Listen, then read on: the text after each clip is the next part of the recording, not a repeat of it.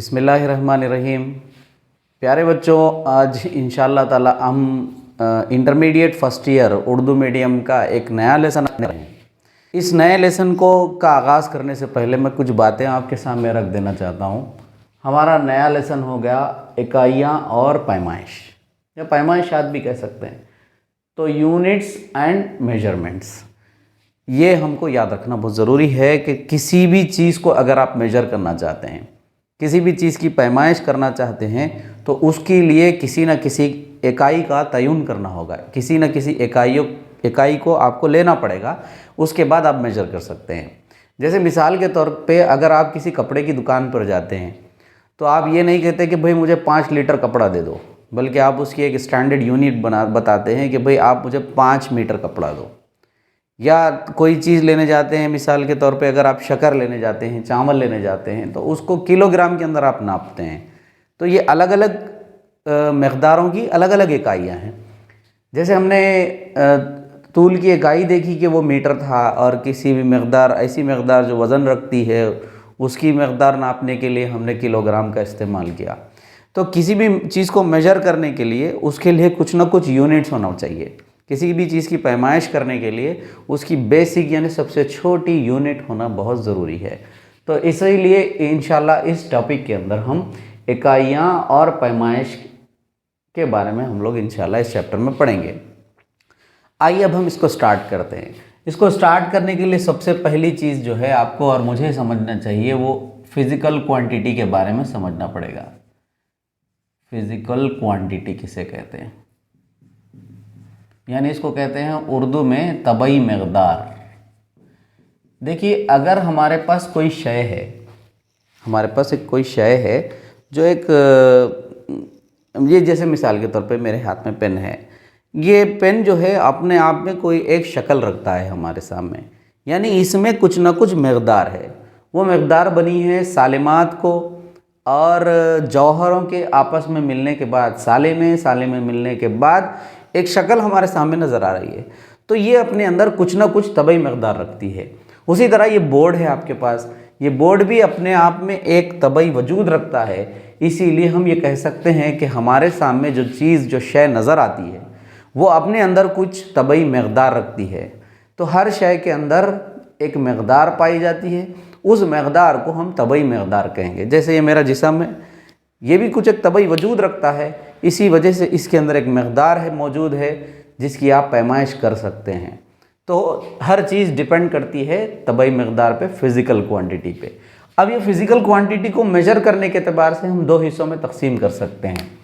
यहाँ से मैं एरो डाल देता हूँ याद रहने के लिए। एक होती है बुनियादी मकदारें, अच्छे से याद रखिए, बुनियादी मकदारें। और दूसरी जो मकदार होती है वो होती है अग़्ज़ करदा मकदारें, या इसे और एक भी हम ऐसे भी लिख सकते हैं माखूज़ मकदारें। हमारी किताब के अंदर हम देखेंगे तो माखूज़ मकदारें मिलेगी। तबई मकदारों को हम कहेंगे फंडामेंटल क्वांटिटीज़, ओके। और जो दूसरा होता है वो अग़्ज़ करदा मकदार है, जिसको डिराइव कहते हैं, डिराइव्ड क्वांटिटीज़। यानी डिराइव्ड क्वांटिटीज़ अभी बता दूंगा आपको। तो हमारे पास जो सबसे पहले क्वांटिटी थी वो बुनियादी मकदारें थी, दूसरी है अग़्ज़ करदा मकदारें। बुनियादी मकदारें किसे कहते हैं, यानी बुनियादी मकदारों से मुराद वो मकदारें, मैंने कहा कि इस हमारी ज़मीन के ऊपर, हमारी कायनात के अंदर हर शय अपने अंदर जो हमको दिखाई देती है, जो नहीं दिखाई देती है, अपने अंदर कुछ ना कुछ मकदार रखती है, और उस मकदार को हम पैमाइश भी कर सकते हैं। तो सबसे पहले हम मकदारों को 2 हिस्सों में तकसीम किए। एक थी बुनियादी मकदारें और दूसरी थी अग़्ज़ करदा मकदारें। बुनियादी मकदारें वो मकदारें होती है जो दूसरी मकदारों पर डिपेंडेंट नहीं होती, इंडिपेंडेंट होती है, वो किसी भी मकदार के ऊपर डिपेंड नहीं करती। तो उसको क्या कहेंगे, बुनियादी, यानी वो बेस होता है। जैसे घर बनाते हैं, बुनियाद डालते हैं, तो उसको कहेंगे कि हम बुनियादी मकदारें। और वो मकदारें जो डिपेंड करती हैं, जो दूसरों के ऊपर इन्हिसार करती हैं, उसे अग़्ज़ करदा मकदारें या माखूज़ मकदारें कहते हैं। इन दोनों के डिफरेंस को समझना हमारे लिए बहुत ज़रूरी है। एक हो गया हमारे लिए बुनियादी मकदारें जो दूसरों पर डिपेंड नहीं करती है, यानी the quantities which are independent on other quantities.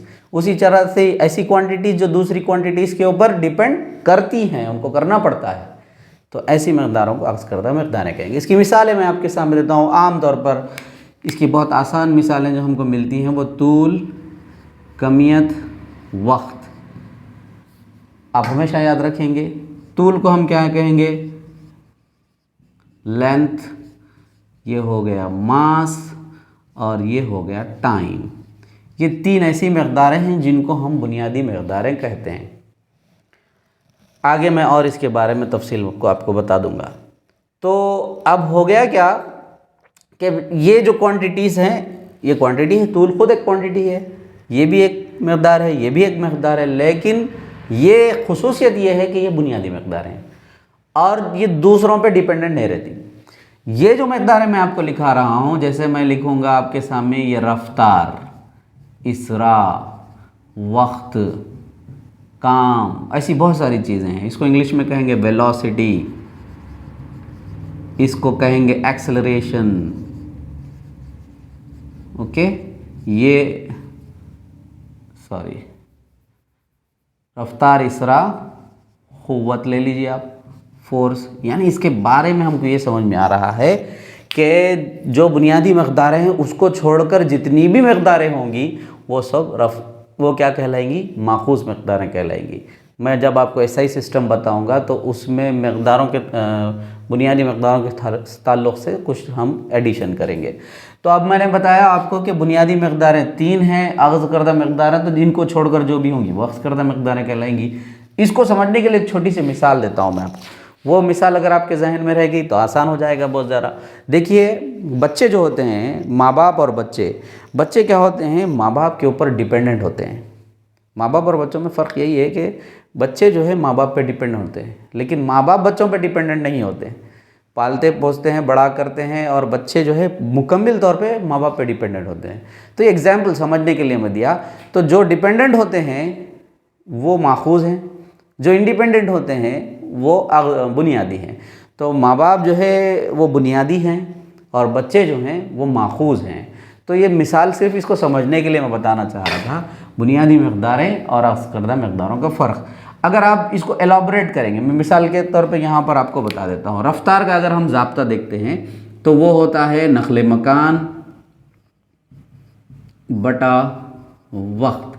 वक्त क्या है, बुनियादी है। नक़्ल मकान को आप कौन सी इकाई इस्तेमाल करेंगे, तूल वाली इकाई इस्तेमाल करेंगे आप। तूल बटा हुआ वक्त, ये दोनों मिला के ये बना है, यानी अगर ये दोनों नहीं होते तो रफ्तार भी नहीं बनती थी। तो लिहाजा ये दोनों से मिलकर, तूल और वक्त से मिलकर रफ्तार बनी है। समझ में आ गया। तो ये इस पे डिपेंडेंट है, ये रफ्तार जो है इसके ऊपर डिपेंडेंट है, इसीलिए इसको बुनियादी, इसको अग़्ज़ करदा इकाई कहा गया है। अब आइए यहाँ पर मैं और एक चीज़ आपके सामने क्लियर करता हूँ। जैसे तबई मकदार की दो मकदारें हैं, उसी तरह से इन तबई मकदारों की इकाइयाँ भी होती हैं। देखिए जब तक इकाइयाँ नहीं होती, यूनिट्स नहीं होते, उसको मेज़र करना बहुत मुश्किल होता है। इनकी हम क्या करेंगे, इकाइयाँ बनाएंगे। जैसे मैंने इकाइयों के बारे में कहा था कि ये सबसे बेसिक चीज़ है, सबसे छोटी चीज़ है जिसकी वजह से हम इसको मेज़र कर सकते हैं। इकाइयों को कहेंगे हम यूनिट्स। ये यूनिट्स भी दो किस्म के हैं, एक है बुनियादी इकाइयाँ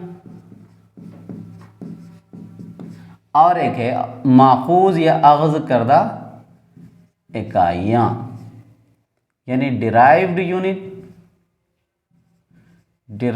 यूनिट्स, और ये होते हैं फंडामेंटल यूनिट्स। समझे। अब इसका डेफिनेशन एकदम सेम जैसे कि वैसा बन जाएगा इसी की तरह से, यानी ऐसी इकाइयाँ जो दूसरी इकाइयों पर डिपेंडेंट नहीं होती उसको बुनियादी इकाइयाँ कहते हैं, और ऐसी इकाइयाँ जो दूसरी इकाइयों पर मुनहसर होती हैं उसको हम क्या कहेंगे, डिराइव यूनिट्स। यूनिट्स का जो डिफरेंस है आपको समझ में आ गया। बुनियादी मकदारें, अग़्ज़ करदा मकदारें, बुनियादी इकाइयाँ, माखूज़ इकाइयाँ, और इनकी जो यूनिट्स रहेंगी वो बुनियादी यूनिट्स कहलाएंगी, बुनियादी इकाइयाँ कहलाएंगी। इनकी जो यूनिट्स होगी वो अग़्ज़ करदा माखूज़ इकाइयाँ कहलाएंगी। देखिए मैं इसके लिख देता हूँ। तूल की क्या होंगी इकाई, इसकी इकाई होगी मीटर, इसकी कमियत की इकाई क्या होगी, कमियत की इकाई होगी किलोग्राम, और वक्त की क्या होगी सेकेंड। ओके, उर्दू में लिख देंगे मीटर, किलोग्राम और ये हो गया सेकेंड, मीटर किलोग्राम सेकेंड। इसकी इकाइयाँ क्या बनती होंगी, रफ्तार की होती है, मैं ये सब आपको इंशाल्लाह आगे की क्लास में बता दूंगा। इसकी होगी मीटर बटा हुआ सेकेंड। क्यों ऐसा हो रहा है, क्योंकि वहाँ पर हमने देखा कि तूल बटा वक्त है तो मीटर बटा सेकेंड।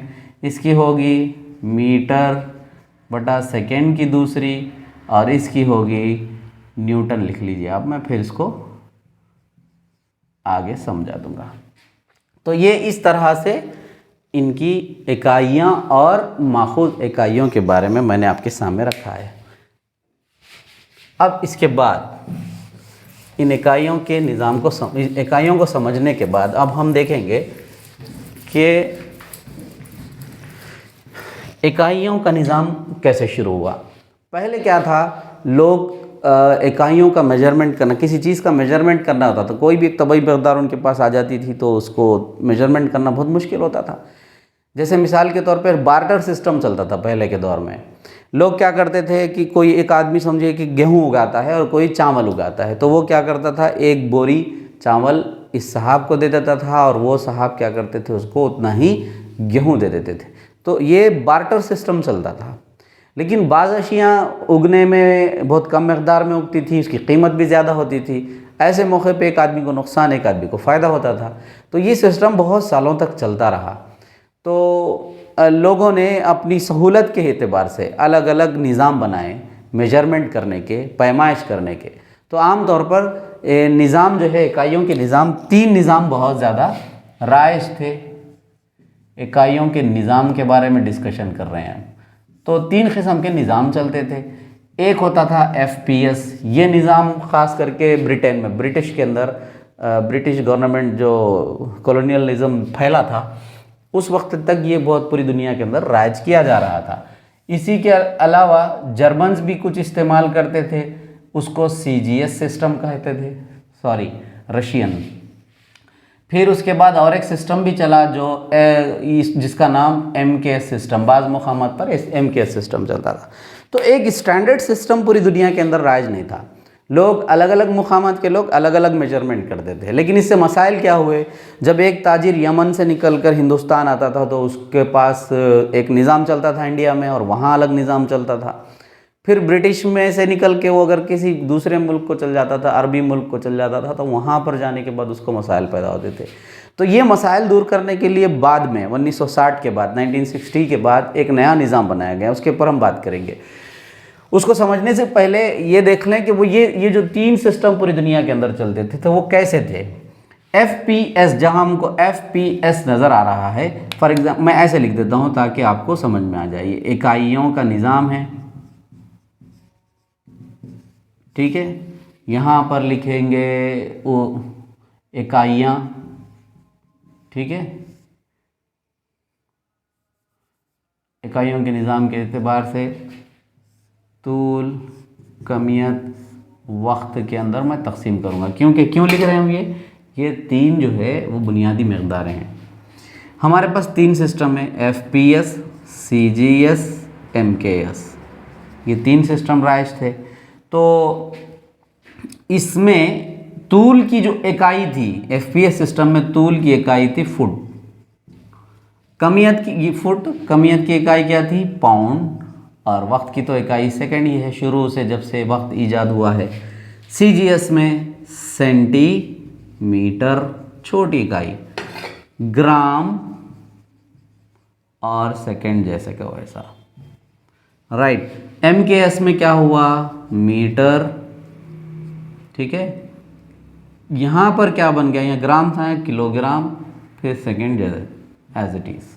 तो मुझे बताना ये है कि जब ये जो 3 सिस्टम इस्तेमाल किए जाते थे दुनिया के अंदर, FPS, CGS और MKS, तो यहाँ पर इनकी जो मकदारें और इकाइयाँ थी वो इस तरह से थी। ये फुट का मतलब होता था, ये जब पैर से मेजर करते थे, 1 फुट डालते थे तो उसको समझते थे कि 1 फुट। तो इस तरह से ये सिस्टम था फुट। सेंटीमीटर और मीटर से तो आप वाकिफ़ हैं। पाउंड आज भी हम जो है हमारे बच्चे छोटे छोटे WWF के कार्ड्स खेलते हैं तो वो अभी भी पाउंड्स के अंदर आता। वज़न कितना था उस बॉडी बिल्डर का? पाउंड्स, इतने पाउंड था, 360 पाउंड, 500 पाउंड, 700 पाउंड, ये पाउंड्स, ये किलोग्राम से ज़रा सा छोटा होता है। तो ये पाउंड में वो लोग मेजर करते थे। सेकंड तो हमेशा इकाई वक्त की रही है। तो मुझे बताना ये है कि ये सिस्टम्स की वजह से बहुत सारे मसाइल आना शुरू हो गए, ख़ास करके बिलखुसूस वो ताजरीन जो एक मुकाम से दूसरे मुकाम जाते थे, उनके लिए बहुत मसला पैदा होने लगा। तो वैसे मौके पर 1960 के बाद, 1960 के बाद अलग अलग जगहों पे अलग अलग कॉन्फ्रेंसेस होने लगी कि क्यों ना पूरी दुनिया के अंदर एक ऐसा सिस्टम बना दिया जाए कि तमाम लोगों को इसके मसाइल ना हो। इसीलिए 1960 के बाद, मुझे डेट याद नहीं आ रही, 1972 या कोई ऐसी डेट है जो आपको टेक्स्ट बुक में मिलेगी, तो उस डेट के एतबार से एक बड़ी कॉन्फ्रेंस हुई। उस कॉन्फ्रेंस के अंदर उन्होंने डिस्कशन की, और इस डिस्कशन से पहले एक बात ज़रूर याद रखिए कि कुछ बुनियादी मकदारों के ऊपर डिस्कशन हुई कि भाई कौन सी और बुनियादी मकदार हम ऐड कर सकते हैं। उससे पहले बुनियादी मकदारें क्या थी? SI निज़ाम से पहले तूल, कमियत, वक्त, सिर्फ ये 3 थे। लेकिन जैसे ही SI सिस्टम आया, बुनियादी मकदारों की तादाद बढ़ गई, वो 3 से जाके 7 हो गए। उसके बारे में हम देखेंगे। तो हुआ ये था कि उस कॉन्फ्रेंस में डिसाइड किया गया कि कौन सी बुनियादी मकदारों को और एक्सेप्ट किया जाए। तो उस वक्त करंट ईजाद हो गया था, और थर्मोडायनेमिक टेम्परेचर के बारे में मालूम हो गया था, अमाउंट ऑफ सब्सटेंस, ये सब चीज़ें मालूम हुई थी। तो लिहाजा SI निज़ाम का वजूद आया। SI निज़ाम MKS निज़ाम का एक्सटेंशन है, याद रखिए। MKS निज़ाम को ही आगे बढ़ाया गया, तो उसका नाम दिया गया SI निज़ाम। यानी इस सिस्टम इंटरनेशनल भी कहा जाता है, इंटरनेशनल सिस्टम भी कहा जाता है। तो आप ये याद रखिए कि इकाइयों के निज़ाम के बारे में हमने पढ़ा। यहाँ पर हमने देखा कि इकाइयों के 3 निज़ाम हैं, FPS, CGS और MKS। इनके मकदारें तूल के लिए ये है, कमियत के लिए ये इकाइयाँ हैं, वक्त के लिए अलग अलग निज़ामों में ये इकाइयाँ हैं। यहाँ इसी के टाइप का एक सवाल एग्ज़ाम में आपको आ सकता है, क्या किसी तबई मकदार की एक से ज़्यादा इकाइयाँ हो सकती हैं? कोई भी तबई मकदार ले लीजिए, मैं बताता हूँ। आप कोई भी मिसाल के तौर पे हम लेते हैं रफ्तार ही ले लेंगे, रफ्तार की मिसाल बेहतरीन है। क्या रफ्तार की अलग अलग इकाइयाँ हो सकती हैं? बिल्कुल हो सकती हैं, क्यों नहीं हो सकती हैं? जब अलग अलग निज़ाम हो सकते हैं तो अलग अलग इकाइयाँ क्यों नहीं हो सकती? आपका आंसर होगा, जैसे मिसाल के तौर पे अगर आप रफ्तार की इकाई MKS निज़ाम में लिखते हैं मीटर बटा सेकंड लिख रहे हैं आप, ठीक है, तो वही जो है इसमें क्या होगी? CGS निज़ाम में सेंटीमीटर बाई सेकंड होगी, और FPS में क्या होगी? फुट बाई सेकेंड होगी। बात समझ में आ रही मेरी? तो एक तबई मकदार की कई इकाइयाँ हो सकती हैं, इस वजह से कि अलग अलग निज़ाम हैं तो अलग अलग इकाइयाँ हो सकती है। लेकिन एक स्टैंडर्ड बनाया गया SI सिस्टम को, इसको पूरी दुनिया में इस्तेमाल किया जाता है। अभी भी बहुत सारे ममालिक में SI सिस्टम के हिसाब से ही चला जाता है। तो आइए अब SI सिस्टम और उसकी इकाइयों के बारे में थोड़ी सी मालूमात है। तो अब तक अज़ीज़ बच्चों हमने SI निज़ाम के बारे में देखा था, SI निज़ाम क्या होता है और कब से SI निज़ाम मुतारिफ़ हुआ, इसके बारे में हमने पढ़ा था। तो अब आइए मैं आपको SI निज़ाम के बारे में, सिस्टम इंटरनेशनल या इंटरनेशनल सिस्टम के बारे में बात करेंगे। तो इंटरनेशनल सिस्टम इंटरनेशनल बनने से पहले 1960 से पहले जो इकाइयाँ थी, जो बुनियादी मकदारें और बुनियादी इकाइयाँ थी वो तूल, कमियत और वक्त ही थी। लेकिन SI निज़ाम के बनने के बाद बुनियादी मकदारों को बढ़ा दिया गया। क्यों? इस वजह से कि नूर की ईजाद हो गई थी और बहुत सारी ल्यूमिनस इंटेंसिटी वगैरह बहुत सारी चीज़ें ईजाद हो गई थी, तो उनके बारे में भी एक यूनिट बनाना बहुत ज़्यादा ज़रूरी हो गया था। तो लिहाजा 7 इकाइयाँ, 7 मकदारों को बुनियादी मकदारों के तौर पर एक्सेप्ट कर लिया गया था। तो आपको अब एग्ज़ाम में ये पूछा जाएगा कि बुनियादी मकदारें कितनी हैं, बोले तो 3 नहीं बोलना है आपको ये भी लिखना है कि बुनियादी मकदारें जुमला 7 हैं, इसके साथ 2 एडिशनल भी हैं, वो भी मैं आपको यहाँ लिखा दूँगा। तो लेंथ है, लेंथ की इकाई क्या थी आपको मालूम है? लेंथ की इकाई थी मीटर, ओके। और कमियत की इकाई क्या थी? किलोग्राम थी, ठीक है, ये किलोग्राम हो गया। और टाइम की इकाई भी आपको मालूम थी, वो सेकंड था। लेकिन जैसे ही इलेक्ट्रिक करंट की दरियाफ्त हुई तो इसकी इकाई बन गई एम्पियर। ठीक है, इसकी इकाई बन गई एम्पियर।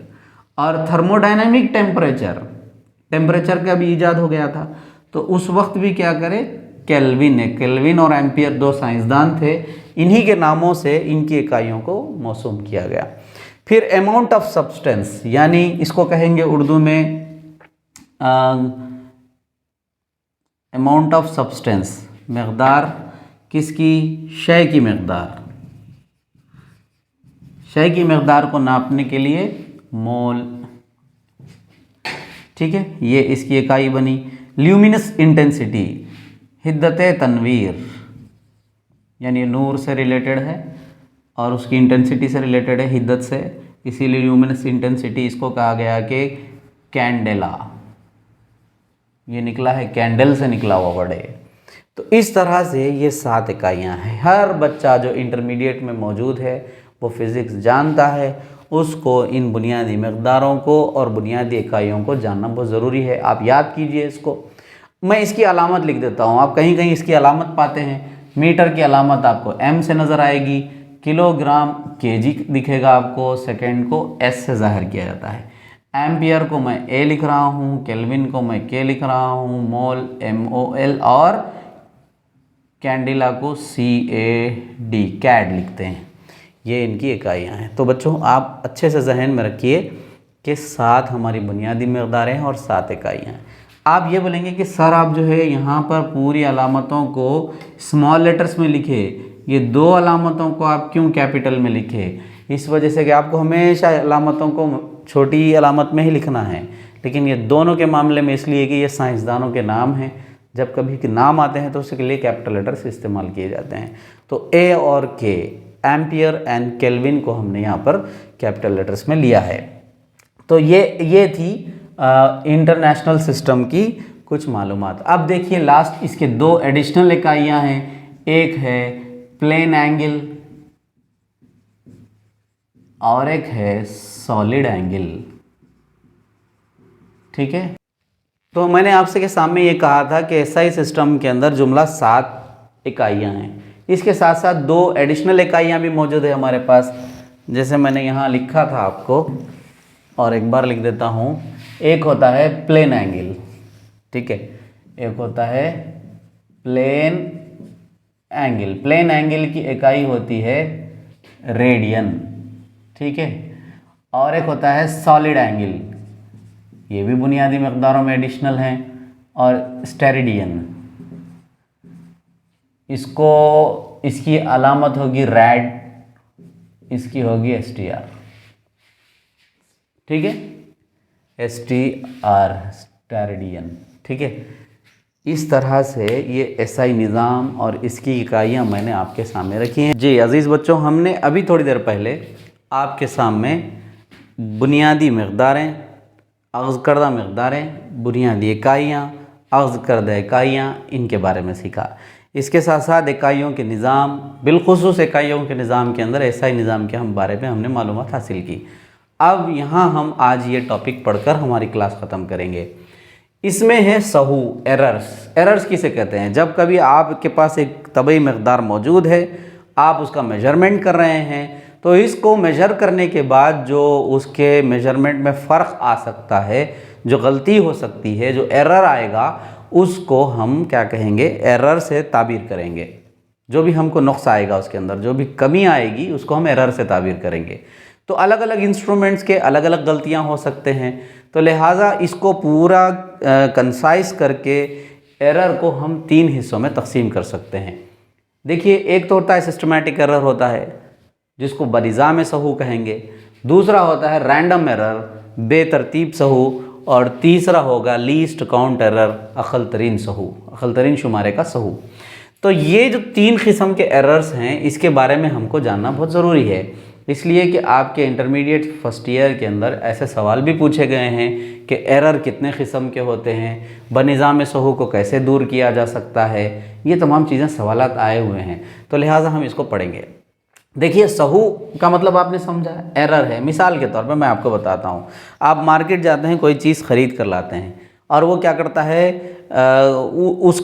उसका जो तराजू होता है उसके ऊपर कुछ लगा हुआ है, मिसाल के तौर पे कुछ चीज़ उसके ऊपर गिर गई है, तेल मुसलसिल गिरने की वजह से एक परत जमा हो गई और वो मुसलसिल काउंट करके आपको देते जा रहा, आप ख़रीद कर तो ला रहे हैं लेकिन उसकी मकदार में कुछ कमी है, तो लिहाजा ये है कि उसके तोलने के अंदर या उसके तराजू के अंदर कुछ कमी है, एरर है, जिसकी वजह से आपको वो शय कम मकदार में मिल रही है।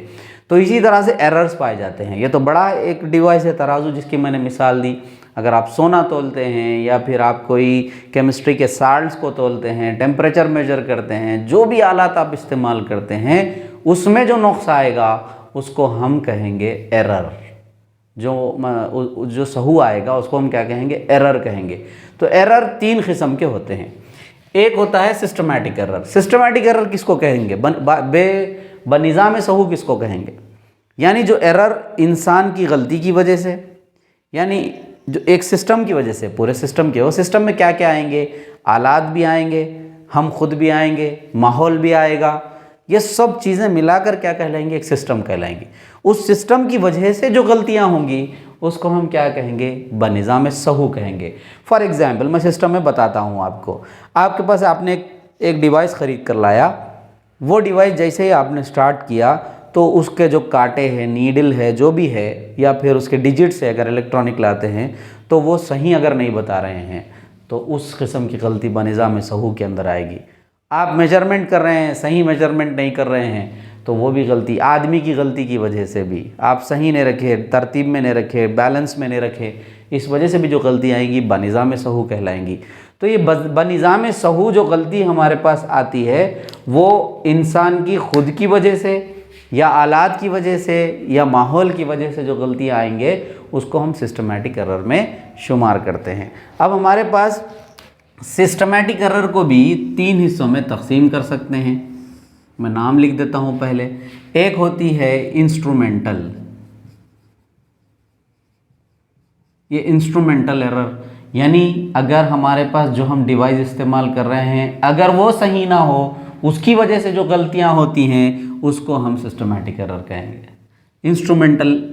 इंस्ट्रूमेंट्स के ज़रिए से जो गलतियां होंगी।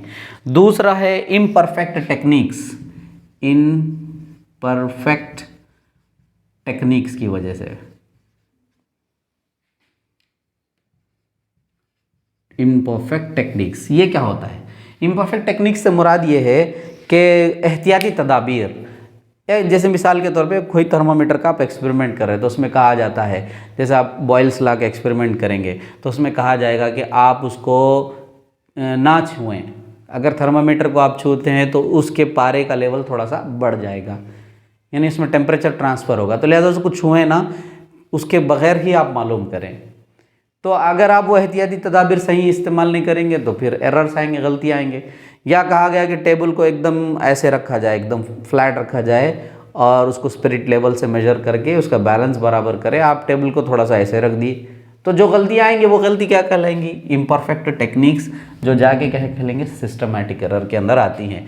तो अगर एहतियाती तदाबीर का सही इख्तियार ना किए जाए तो इम्परफेक्ट टेक्निक्स की वजह से भी सिस्टमैटिक एरर आ सकता है। और आखिरी चीज़ें हैं पर्सनल एरर्स। पर्सनल एरर, ये पर्सनल मतलब अपनी गलती की वजह से, आपकी खुद की गलती की वजह से आप मेजरमेंट कर रहे हैं, ऐसे ठहरे हैं, जबकि वो आपको ऐसे देखना पड़ेगा, तो आप ऐसे देख रहे हैं, तो उस वक्त भी गलती आ सकती है। तो जब कभी किसी डिवाइस को आप ले रहे हैं, आपकी वजह से, माहौल की वजह से, आले की वजह से जो गलतियाँ होंगी वो गलतियाँ सब मिलाकर बनिज़ाम सहू कहलाएंगी। बनिज़ाम सहू को दूर करना है तो कैसे करना है? कर सकते हैं क्या? बिल्कुल दूर कर सकते हैं। अच्छे आलात का इस्तेमाल करते हुए, एहतियाती तदाबीर का इख्तियार करते हुए, पर्सनल चीज़ों को गौर करते हुए इस बनिज़ाम सहू को दूर किया जा सकता है। ठीक है, दूर किया जा सकता है। आइए, रैंडम एरर किसे कहते हैं? रैंडम एरर ऐसा एरर है, सब चीज़ें अच्छी है, डिवाइस भी अच्छा है, तमाम चीज़ें मस्त हैं, सिस्टमैटिक एरर का कोई इम्कान नहीं है, उसके बावजूद भी जो गलतियां होंगी उसको क्या कहते हैं? रैंडम एरर करते हैं। बेतरतीब सहू, जिसका हमें इम्कान ही नहीं था वो गलतियां आ रही हैं। मिसाल के तौर पे मैं कहता हूं कि आपके पास जी जो है इसकी वैल्यू होती है 9.8 मीटर पर सेकेंड स्क्वायर, इसकी वैल्यू है। आप क्या करें, पेंडुलम लिए, धागे से बांध दिए, आपके पास स्टॉप क्लॉक लिए और इसके ज़रिए से आप मेजरमेंट नोट करते गए, तो आपको कीमतें 9.8 नहीं आ रही बल्कि 9.78, हाँ 9.65, 9.55, 9 और कुछ भी ले सकते हैं आप, फिर 60, वैल्यूज़ अलग अलग आ रहे हैं जबकि कीमत 9.8 है। तो ऐसी गलती जो एकदम एक्यूरेट वैल्यू नहीं आ रही, थोड़ा सा आगे पीछे होते जा रही है, तो ऐसी तरतीब को, ऐसी गलती को हम कहेंगे रैंडम एरर, जिसका इम्कान ही नहीं था। तो रैंडम एरर दूर कैसे करेंगे आप, तो इसकी स्टैंडर्ड वैल्यू आना है तो ये चारों कीमतों को जमा करके 4 से तकसीम करके इसका औसत लाएंगे, औसत लाके रैंडम एरर को दूर किया जा सकता है। तो आप रैंडम एरर से भी नावाकिफ़ थे कि रैंडम एरर आएगा कैसा, लेकिन बाज़ एक्सपेरिमेंट्स के दौरान में इस तरह की कीमतें आती है। अक्सर आप देखते हैं इंटरमीडिएट सेकेंड ईयर में आप जब जाएंगे तो आपको समझ में आएगा कि उन पूरी वैल्यूज़ को एडिशन क्यों किया जाता है, इसीलिए कि एक स्टैंडर्ड यूनिट आए, उसका एरर निकल जाए और एवरेज आ जाए। तो आपको सवाल आ भी सकता है रैंडम एरर को हम कैसे दूर करेंगे। रैंडम एरर को दूर करने के लिए तमाम कीमतों का औसत निकाल कर बेतरतीब सहू को दूर किया जा सकता है। आखिरी में है least count error. Least count error किसे कहेंगे, जैसे मिसाल के तौर पे अगर आप एक तजर्बे का आला ख़रीद के लाते हैं, तो जैसे मिसाल के तौर पे स्क्रू गेज है, वर्नियर कैलिपर है, जब आप ख़रीद के लाते हैं तो वो एग्जैक्ट ज़ीरो पे नहीं आता। ये कांटा है समझिए, ये कांटा आना चाहिए था एग्जैक्ट ज़ीरो पे, आपको बताना था, लेकिन वो इधर हट जाएगा या फिर इधर हट जाएगा, हो भी सकता है। अगर वैसी सूरत में क्या करते हैं, ऐसी सूरत में उसके लीस्ट काउंट से, अक़ल अदद से, अक़ल यूनिट से उसको मल्टीप्लाई कर दिया जाता है, ज़रब दे दिया जाता है, तो उसका एरर दूर हो जाता है।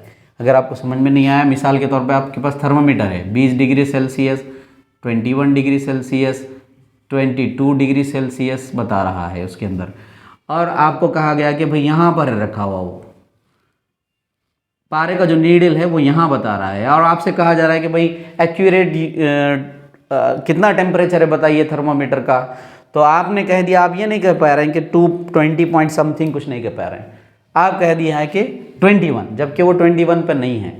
तो लिहाजा आपने कुछ ना कुछ गलती की। इसको गलती को दूर करने के लिए इसके लीस्ट काउंट से इसको ज़रब देने पर वो वापस हमको उसकी असली कीमत मिल जाएगी। तो ये थी एरर्स के मुतालिक थोड़ी सी गुफ्तगू। फ़ाइनल में आपको मैं बताता चलूँ कि सहू जो है वो 3 किस्म के हैं, बनिज़ाम सहू, बेतरतीब सहू, अक़ल शुमारे का सहू। सिस्टमेटिक एरर से मुराद ये होता है जब आप एक्सपेरिमेंट करते हैं, वो एक्सपेरिमेंट का आला, आप खुद, ये पूरा माहौल मिलाकर क्या कहलाता है, सिस्टमेटिक एरर कहलाता है। उसकी वजह से होने वाली गलती, उसकी वजह से होने वाला सहू 3 किस्म का है, इंस्ट्रूमेंटल एरर, इम्परफेक्ट टेक्निक्स और पर्सनल एरर। इन तीनों की वजह से, जो आलात की वजह से जो एरर होता है, एहतियाती इस्तेमाल नहीं करने की वजह से होता है, पर्सनल गलतियों की वजह से होता है, तो ये सिस्टमेटिक एरर के अंदर आते हैं। इसको दूर कर सकते हैं क्या? बिल्कुल दूर कर सकते हैं, अच्छे आलात का इस्तेमाल करके, बेहतरीन टेक्निक्स का इस्तेमाल करके और एहतियाती तदाबीर का इख्तियार करते हुए और पर्सनल हम एक्सपेरिमेंट सही करते हुए इसको दूर कर सकते हैं। रैंडम एरर जिसकी हमको तवक्को नहीं है, बेतरतीब सहू कहलाता है। जैसे पेंडुलम के मैंने मिसाल दी कि इस तरह से अगर आता है तो इसको दूर करने के लिए इसका औसत निकाला जाता है। लीस्ट काउंट एरर भी मौजूद होता है, जो लीस्ट काउंट गलती की वजह से आलात के अंदर होता है, तो वैसे वक्त में लीस्ट काउंट से ज़रब देते हुए इसको दूर किया जा सकता है। अज़ीज़ बच्चों, हमने आपके सामने ये पूरा लेक्चर रिकॉर्ड किया और आज अपलोड कर रहे हैं। थोड़ा सा वक्त की तंगी की वजह से तरतीब के साथ रोज़ाना आपको वीडियो भेजने में बहुत ज़्यादा दिक्कत हो रही है। इंशाल्लाह हमारी सहूलत के एतबार से हम आप तक भेज रहे हैं। उम्मीद करते हैं कि आपको ये लेक्चर समझ में आ रहे होंगे।